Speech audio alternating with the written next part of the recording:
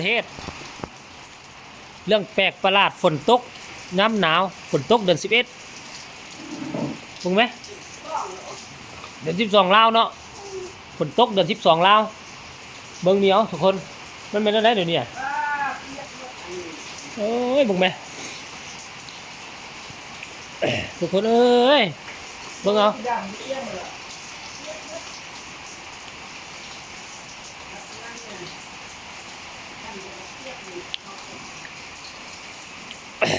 เบิ่งไหมตกแท้ตกว่าเขาจะว่าคอยกับบ่คอยแห้งกับบ่แห้งบ่ดังแห้งแต่ว่ามันตกตลอดมีลมน้อยนึงพอพายุเข้าทางเวียดนามแล้วเด้มาฮอดลาวแล้วเด้อมาฮอดเวียงจันทน์เป็นที่เฮี้ยมห้อยแล้วมันเอาตั้งแต่เช้ามันตั้งแต่กลางคืนเลยแม่มันตกแต่กลางคืนพุ่นน่ะตกมื้อเช้าเนี่ย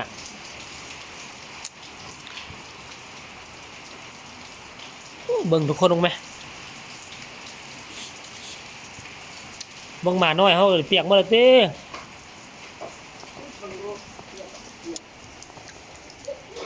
บ่เปียก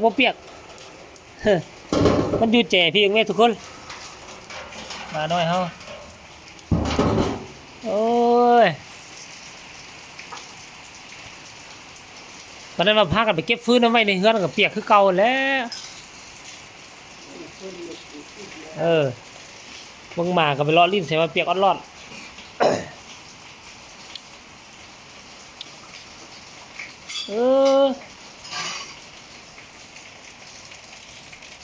นี่มันก็ตกซ้ำนี้มันนึงก็ห้วยไปแล้วก็มาใหม่ห้วยแล้วก็มาห้วยแล้วก็มาซุ่มเย็น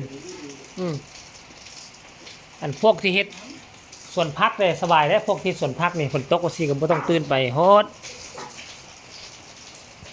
เอามาเบิ่งใจนี่ดูโครงการส่วนพักเขาก็จะบ่เกิดใช่ไหมฝนตกสิแล้วก็ขุดไม้แล้วสิไปเอาพักมาวานซะแล้วบัดนี้ถูกไหม สิวานผักกาดเอาผักหอมผักซีมาใส่เนาะ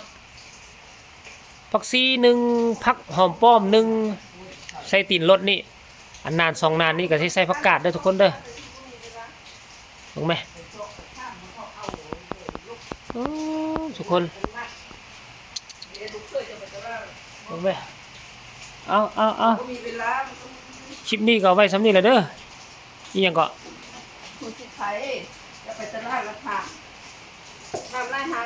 ที่ถามหมอนั่นเบิ่งมันคือบ่เห็นมันขายหัวสิไข่ว่าหมอนั่น